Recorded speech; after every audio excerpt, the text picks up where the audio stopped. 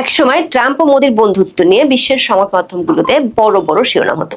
এমনকি দ্বিতীয় মেয়াদে ট্রাম্প যখন প্রেসিডেন্ট নির্বাচিত হন, তখনও এই বন্ধুত্বের আমেজ দেখা গিয়েছিল। তবে গত কয়েক মাসে মোদি ও ট্রাম্পের সেই চিরচেনা কোলাকুলি যেমন আর দেখা যায়নি, তেমনি ভারত ও যুক্তরাষ্ট্রের মধ্যকার সম্পর্কে টানাপোড়েন স্পষ্ট হয়ে উঠেছিল। এমন পরিস্থিতিতে মোদি আর ট্রাম্প এবং ভারত ও যুক্তরাষ্ট্রের সম্পর্ক কোথায় গিয়ে দাঁড়াচ্ছে, তার জন্য বিশ্বের বাঘা বাঘা সংবাদ মাধ্যমগুলোর চোখ ছিল ফ্রান্সে অনুষ্ঠিত G7 সম্মেলনে। সম্মেলনের ফাঁকে অনুষ্ঠিত দুই দেশের সরকার প্রধানের সাইডলাইনে বৈঠক শেষে সংবাদ সম্মেলনে ডোনাল্ড ট্রাম্প নিশ্চয়তা দিলেন, ভারতের উপর হামলা হলে তিনি দেশটির পাশেই থাকবেন। তবে সেখানে জুড়ে দিয়েছেন বড় একটি শর্ত। বলেছেন, প্রধানমন্ত্রী নরেন্দ্র মোদী নেতা হলে তিনি ভারতকে সাহায্য করবেন। এখন যদি নতুন কোন নেতা থাকেন, তাহলে তিনি নিশ্চিত নন। ট্রাম্পের এমন মন্তব্যের পর বিশ্বব্যাপী আবারও চুলচেরা বিশ্লেষণ শুরু হয়েছে। তাহলে কি মোদি আর ট্রাম্পের বন্ধুত্বের নাটকীয় মোড় নিতে শুরু করলো? বিশেষ করে ট্রাম্পের এই ব্যক্তিগত আনুগত্য ভিত্তিক সামরিক প্রতিশ্রুতি ভারতের দক্ষিণ এশীয় নীতিতে কি ধরনের প্রভাব পড়বে, সেই প্রশ্ন উঠে আসছে। বলা হচ্ছে, ভারতের উপর শাস্তিমূলক শুল্ক আরোপ, পাকিস্তানের সঙ্গে ঘনিষ্ঠতা বাড়ানো, এমন কিছু অভিবাসন নীতি কার্যকর করা যা যুক্তরাষ্ট্রে থাকা ভারতীয় শিক্ষার্থী ও কর্মীদের উপর বড় আঘাত এনেছিল। সবশেষ হরমুজ প্রণালীতে মার্কিন হামলায় ভারতীয় নাবিক নিহতের ঘটনার পর শেষ পর্যন্ত কি দুই দেশের মধ্যে সম্পর্কের বরফ গলতে শুরু করেছে? 2025 সালের 13 ফেব্রুয়ারি ওয়াশিংটনে ট্রাম্পের দ্বিতীয় মেয়াদের অভিষেকের পরপরই নরেন্দ্র মোদী আর ডোনাল্ড ট্রাম্পের সবশেষ দেখা হয়েছিল। সেখানে বেশ আড়ম্বরের সাথে ইউএস ইন্ডিয়া কম্প্যাক্ট এবং ট্রাস্ট উদ্যোগের ঘোষণা করা হয়েছিল। এরপর থেকে দীর্ঘ 16 মাস ধরে দুই নেতার মধ্যে কোনো দ্বিপাক্ষিক বৈঠক হয়নি। এই 16 মাসে দুই দেশের মধ্যে বহু কিছু ঘটে গেছে। ডোনাল্ড ট্রাম্প মার্কিন নির্বাচনে জয়ী হওয়ার পর নরেন্দ্র মোদী ছিলেন প্রথম বিশ্ব নেতাদের একজন যিনি তার সঙ্গে দেখা করেছিলেন, কিন্তু এরপর থেকে সম্পর্ক উল্টো দিকে মোড় নেয়। গত 16 মাসে ট্রাম্পের খামখেয়ালি ও আক্রমণাত্মক মনোভাব এবং মার্কিন বাজার উন্মুক্ত করার একতরফা চাপ ভারতের স্বার্থকে চরমভাবে ক্ষুণ্ণ করেছে। এছাড়া মার্কিন যুক্তরাষ্ট্রে ভারতীয় শিক্ষার্থী ও কর্মীদের উপর কঠোর অভিবাসন নীতি আরোপের ফলে ভারতের অর্থনীতি বড় ধরনের ধাক্কা খেয়েছিল। এর উপর সম্প্রতি ওমান উপসাগরে মার্কিন হামলায় 3 ভারতীয় নাবিকের মৃত্যুর ঘটনা দুই দেশের সম্পর্ককে বড় ধাক্কা দেয়, যা গত মে মাসে মার্কিন পররাষ্ট্রমন্ত্রী মার্কো রুবিওর সফরের মাধ্যমে কিছুটা স্থিতিশীল হতে শুরু করেছিল। এছাড়া 2025 সালের মে মাসে ভারত ও পাকিস্তানের মধ্যে 4 দিনের রক্তক্ষয়ী সংঘর্ষের পর ট্রাম্প দাবি করেছিলেন যে তিনি দুই দেশের মধ্যে যুদ্ধবিরতি কার্যকর করতে মধ্যস্থতা করেছেন। মোদী বারবার ট্রাম্পের এই দাবি প্রত্যাখ্যান করেন এবং নোবেল শান্তি পুরস্কারের জন্য তার নাম সুপারিশ করতে অস্বীকৃতি জানান, যা দুই দেশের সম্পর্কে নতুন বিরোধের জন্ম দেয়। এর মধ্যে যুক্তরাষ্ট্র নিয়েছে আরেকটি আকস্মিক পদক্ষেপ। তারা তাদের সবচেয়ে বড় সামরিক কমান্ড ইউএস ইন্দো প্যাসিফিক কমান্ডের নাম থেকে ইন্দো শব্দটি বাদ দিয়েছে। শুধু তাই নয়, এই ঘোষণার জন্য যুক্তরাষ্ট্রের ব্যবহৃত মানচিত্রে পাকিস্তান অধিকৃত কাশ্মীরকে পাকিস্তানের অংশ হিসেবে দেখানো হয়েছে। মজার ব্যাপার হলো, ট্রাম্পের প্রথম মেয়াদে এই কমান্ডের নাম পরিবর্তন করে ইন্দো প্যাসিফিক কমান্ড রাখা হয়েছিল, যা তখন যুক্তরাষ্ট্রের কাছে ভারতের ক্রমবর্ধমান গুরুত্বের প্রতীক হিসেবে দেখা হয়েছিল। এমন পরিস্থিতিতে G7 সম্মেলনে বেশি নজর ছিল ট্রাম্প আর মোদির দিকে। তবে দীর্ঘ 16 মাস পর ফ্রান্সের G7 শীর্ষ সম্মেলনে যখন ভারতের প্রধানমন্ত্রী নরেন্দ্র মোদী ও মার্কিন প্রেসিডেন্ট ডোনাল্ড ট্রাম্প মুখোমুখি হলেন, তখন তাদের সেই চিরচেনা কোলাকুলিটি একেবারেই গায়েব ছিল। গণমাধ্যমের খবর হলো, তাদের আগে সে ব্যক্তিগত উষ্ণতার কোনো দেখা মেলেনি। এর বদলে অত্যন্ত আনুষ্ঠানিক একটি করমর্দন হয়েছে, যেখানে ট্রাম্পকে কেবল তার বন্ধু মোদির বাহুতে আলতো চাপ দিতে দেখা গেছে। এর আগে গ্রুপ ছবি তোলার সময় তাদের মধ্যে কোনো চোখাচোখি বিনিময় হতে দেখা যায়নি। এই শীতলতার রেশ কোথায় গিয়ে ঠেকে তা দেখার জন্য বিশ্ব মিডিয়াগুলো উন্মুখ ছিল 17 জনের বৈঠকে কি হয় তা নিয়ে। বৈঠক শেষে দেশ দুটির সরকার প্রধান আনুষ্ঠানিক সংবাদ সম্মেলন করেন। সংবাদ সম্মেলনের শুরুতে কথা বলেন ভারতের প্রধানমন্ত্রী নরেন্দ্র মোদী। কোনো ধরনের রাগঢাক না রেখেই ভারতের প্রধানমন্ত্রী নরেন্দ্র মোদীর মুখে উঠে আসে সমুদ্রপথে নাবিকদের নিরাপত্তার প্রসঙ্গ। আল জাজিরা ও সিএনএনের প্রতিবেদনে বলা হয়েছে, গত এক সপ্তাহে মার্কিন হামলায় অন্তত 3 জন ভারতীয় নাবিক নিহত এবং আরো কয়েক ডজন নাবিক বিপদের মুখে পড়েছেন। ফলে ভারতের রাজনৈতিক অঙ্গন, নাবিক সংগঠন এবং সাধারণ মানুষের মধ্যে ক্ষোভ বাড়ছে। এমন পরিস্থিতিতে ভারতীয় প্রধানমন্ত্রী তার দেশের নাবিকদের নিরাপত্তার গুরুত্ব তুলে ধরেন। ডোনাল্ড ট্রাম্প সাংবাদিকদের প্রশ্নের জবাবে প্রথমবারের মতো নিহত ভারতীয় নাবিকদের পরিবারের প্রতি সমবেদনা জানান। বাণিজ্য ইস্যুতে শিগগিরই চুক্তি হওয়ার ইঙ্গিত দেন মার্কিন প্রেসিডেন্ট। তবে ট্রাম্প ও মোদির যৌথ সংবাদ সম্মেলনে মূল চমকটি ছিল আরো কিছুক্ষণ পর। প্রথমে ভারত পাকিস্তানের সংঘাত ও পরে ইরান যুদ্ধকে কেন্দ্র করে পাকিস্তানের সাথে যুক্তরাষ্ট্রের সখ্যতা লক্ষ্য করা যাচ্ছিল। যদিও এই অঞ্চলে চীনকে ঠেকাতে বরাবরই যুক্তরাষ্ট্রের পক্ষ থেকে দাবি করা হয়েছে ভারতই তাদের সবচেয়ে কৌশলগত বড় বন্ধু। দুই নেতার প্রায় ৪৫ মিনিটের দ্বিপাক্ষিক বৈঠক শেষে যখন সংবাদ সম্মেলন অনুষ্ঠিত হয়, তখন ডোনাল্ড ট্রাম্প তার নিজস্ব ঢঙে প্রধানমন্ত্রী মোদীর প্রশংসা করতে গিয়ে বলেন, মোদী অত্যন্ত চমৎকার একজন মানুষ, দেখতে অনেকটা ঈশ্বরের দূতের মতো। মার্কিন প্রেসিডেন্ট ভারতের প্রধানমন্ত্রীকে দেখিয়ে বলেন, তাকে দেখতে অত্যন্ত সুন্দর লাগছে, একেবারে কোনো দেবদূতের মতো, কিন্তু আসলে তিনি একজন কিলারের মতোই কঠোর। অথচ তার বাহ্যিক রূপটা এতই চমৎকার যে তিনি মানুষকে চমকে দেন। এমন মানুষ খুব কমই দেখা যায়। কাজের ক্ষেত্রে তিনি সবচেয়ে কঠিন দর কষাকষিকারীদের একজন। তিনি যখন হাসেন তখন অত্যন্ত মিষ্টি দেখায়, কিন্তু পরক্ষণে তিনি আপনার কাছ থেকে সবচেয়ে কঠিন চুক্তিটি আদায় করে নেবেন।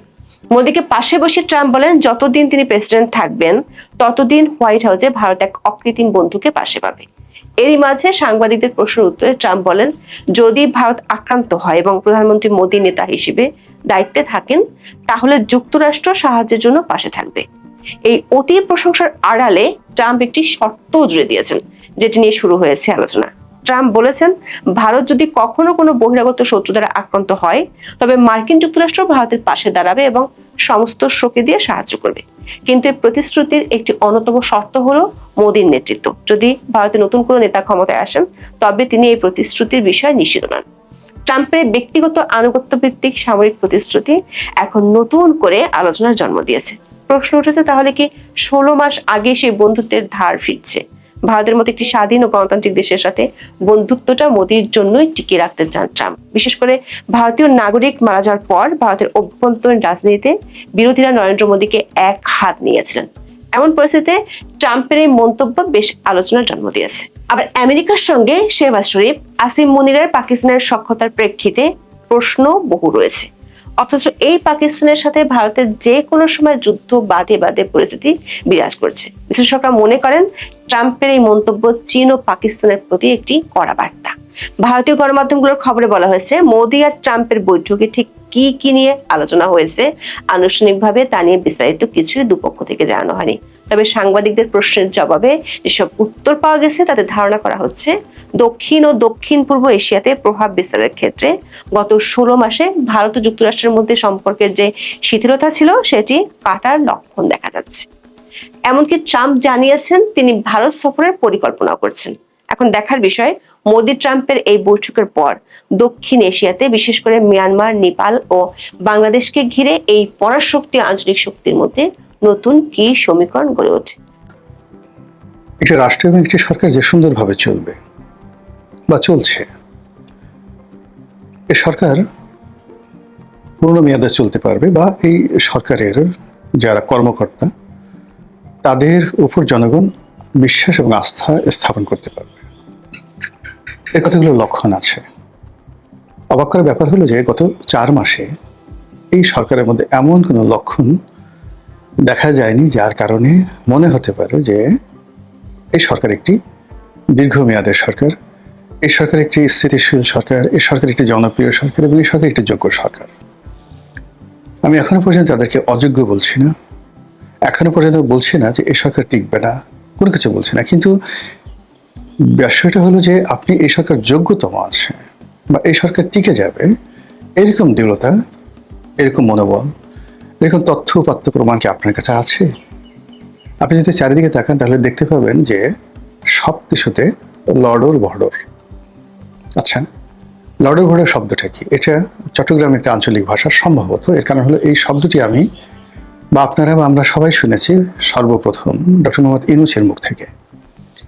তিনি একেবারে তার প্রথম সাক্ষাৎকারে তিনি বললেন ক্ষমতা গ্রহণ করার সঙ্গে সঙ্গে যে সবকিছু তো লড়র বড়র হয়ে আছে। লড়র ভড়র বলতে আসলে কি বোঝায়? যদি ইউনূস সাহেবের পরবর্তী কর্মকাণ্ড দেখেন তাহলে দেখবেন যে নেগেটিভের সঙ্গে পজিটিভ, পজিটিভের সঙ্গে নেগেটিভ, উত্তরের সঙ্গে পশ্চিম, পশ্চিমের সঙ্গে উত্তর। মানে সাধারণত কি হয়, উত্তর দক্ষিণ এ দুটোর কানেক্টিভিটি করা যায়, পূর্ব পশ্চিমের কানেক্টিভিটি করা যায় এবং পূর্ব পশ্চিমে একটা সুতো টানিয়ে দেন, উত্তর দক্ষিণে একটা সুতো টানিয়ে দেন, দেখবেন যে সেখানে একটা এক্স হয়ে গেছে, একটা ক্রস হয়ে গেছে, সেখানে 4টি কোণ তৈরি হয়ে গেছে, 4টি রাস্তা তৈরি হয়ে গেছে। কিন্তু আপনি যদি পূর্ব পশ্চিমের পরিবর্তে উত্তর দক্ষিণের পরিবর্তে অন্যভাবে সুতো টানানোর চেষ্টা করেন, তাহলে দেখবেন যে সেখানে অনেকগুলো নেট তৈরি হয়েছে, জাল তৈরি হয়ে গেছে, মৌমাছির বাসা তৈরি হয়েছে, অনেকগুলো অ্যাঙ্গেল তৈরি হয়েছে, অনেকগুলো কোণ, চতুষ্কোণ, রম্বস তৈরি হয়েছে, না বর্গক্ষেত্র, না ত্রিভুজ, না চতুর্ভুজ।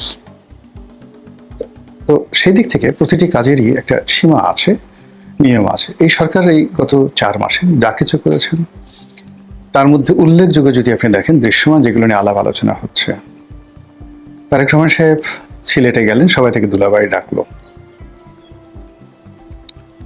তিনি গেলেন, শ্বশুর বাড়িতে গেলেন, স্ত্রীর মাথার উপর ছাতা তুলেন। তিনি কক্সবাজারে গেলেন, তার স্ত্রী সেখানে গিয়ে একটা স্বাক্ষর বইতে স্বাক্ষর করলেন এবং তিনি সেটা দেখলেন, ভাইরাল হয়ে গেল। সবাই বলছেন, আহা হা কি সুন্দর, দেখুন জুবাইদুর রহমান পরিদর্শন বইতে স্বাক্ষর করছেন ডুলারি হাজারি পার্কে, আর সেটা মুগ্ধতা নিয়ে প্রধানমন্ত্রী দেখছেন।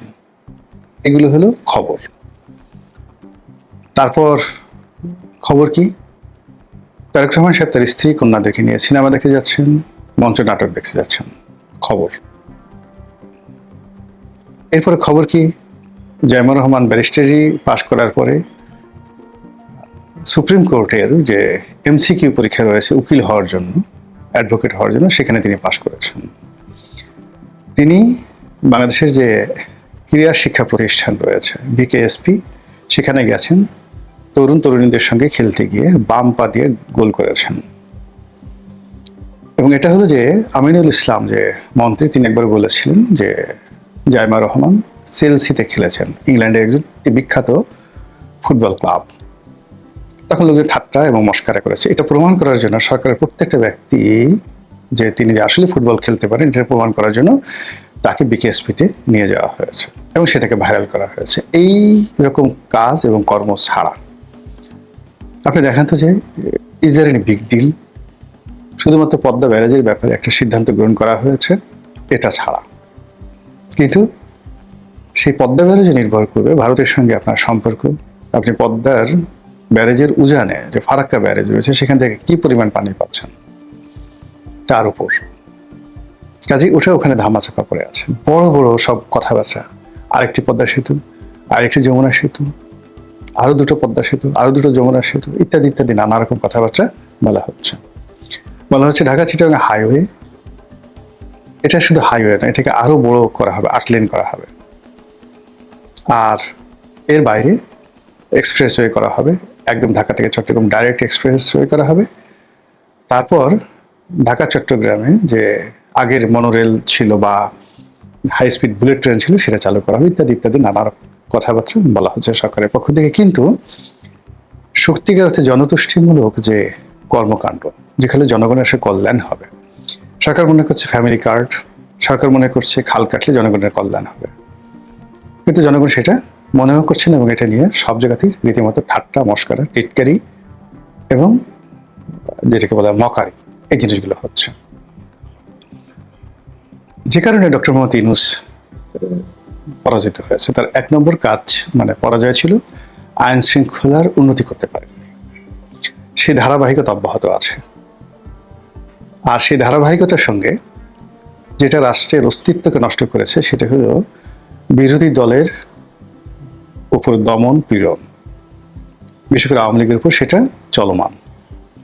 অতিরিক্ত জামাত এনসিপি তাদের উপর যে ধরনের নতুন করে বিধিনিষেধ আরোপ করা হচ্ছে, তাদের মধ্যে যেভাবে ভয় তৈরি করে দেওয়া হচ্ছে, এতে করে সরকারের যে কর্মকাণ্ড সেই কর্মকাণ্ড আসলে প্রশংসা পাচ্ছে না, মুখ থুবড়ে পড়ছে এবং সরকারকে যারা সহযোগিতা করতে চায় তাদের মধ্যে এক ধরনের আতঙ্ক ছড়িয়ে পড়েছে। এবং এগুলোকে যদি আপনি কম্বাইন করেন তাহলে বলতে পারেন যে সরকারের সমস্ত কর্মকাণ্ডে লড়র ভড়র হয়ে গেছে। আচ্ছা আপনি বলেন তো, এই মুহূর্তে ইসলামী ব্যাংক নিয়ে নাড়াচাড়া করার কি দরকার ছিল? যেটি পারবেন না সেটি কেন করতে গেলেন? ইসলামী ব্যাংক দখল করতে হবে, এস আলমদেরকে ফিরিয়ে দিতে হবে, এই ধরনের কথাবার্তা কেন আসবে? এস আলমের এজেন্ট হয়ে স্বরাষ্ট্রমন্ত্রী কাজ করবে, এই ধরনের বদনাম দুর্নাম কেন স্বরাষ্ট্রমন্ত্রীর উপর চাপানো হবে বা এরকম সুযোগ কেন স্বরাষ্ট্রমন্ত্রী দেওয়া হবে? পার্লামেন্টে যে বসে প্রকাশ্যে যখন বলছে বিরোধী দলের লোক যে এস আলমের গাড়িতে করে স্বরাষ্ট্রমন্ত্রী ঘুরে বেড়ান, তখন স্বরাষ্ট্রমন্ত্রী বলেন যে আমার 4টে গাড়ি ছিল। আরে বাবা, আপনার 4টে গাড়ি হলো কি করে বলেন তো? Your father, your grandfather was never a, যাকে বলা হয় ওয়ার নেভার এ বিজনেসম্যান। আপনার পারিবারিক অর্থ সম্পদ এমন পর্যায়ে ছিল না, একেবারে সাধারণ একটা পরিবার থেকে আপনি এসেছেন। তো সেক্ষেত্রে এই সাধারণ থেকে অসাধারণ হতে হলে আপনাকে একটা বিজনেস, যাকে বলা হয় সময় থাকতে হবে। সেই সময়টা কখন পেলেন আপনি বলেন তো? আপনি প্রথমে খালেদা জিয়ার এপিএস হলেন। একজন এপিএস এর বেতন কত? টাকা পেলেন কোথায়? তারপর আপনি একজন প্রতিমন্ত্রী হলেন, প্রতিমন্ত্রীর বেতন কত? এরপর 111 হলো। 111-এর সময় আপনি ওই যে আপনি আউট অফ স্টেশন, তা আপনার জীবনের সময়টা হলো মাত্র চাকরিজীবী হিসেবে 91 থেকে 96। তারপরে মন্ত্রী হিসেবে 2001 থেকে 2006। বা আমি আমি আমার আসলে ওরকম, উনি একবার মানে যাকে বলা হয় যোগাযোগ প্রতিমন্ত্রী ছিলেন, এবং সেই যোগাযোগ প্রতিমন্ত্রী হিসেবে চট্টগ্রামের যে মেরিন ড্রাইভটা রয়েছে, ওই মেরিন ড্রাইভ তখন যোগাযোগ মন্ত্রী ছিলেন অলি আহমেদ। সেই অলি আহমেদের অধীন তিনি যোগাযোগ প্রতিমন্ত্রী ছিলেন, যেহেতু তিনি কক্সবাজারে ছিলেন। এবং অলি আহমেদ বেসিক্যালি খুব রিল্যাক্স টাইপের, তো তিনি অনেক ব্যাপার আসলে এখানে তাকে হস্তক্ষেপ করতে পারতেন না। এবং সেই কারণে কি হলো, আপনি দেখেন আজকের যে কক্সবাজারের যে যত হোটেল মোটেল জোন আছে, যত জমি এই সমুদ্রের তীরে দখল করা হয়েছে, ভরাট করা হয়েছে, এবং এই যে যত হোটেল মোটেল আছে কলাতলি বিচ থেকে শুরু করে একেবারে সেই আপনার যাকে বলে লাবণী পয়েন্ট থেকে শুরু করে একেবারে সেই এখন যদি আপনি ধরেন এদিকে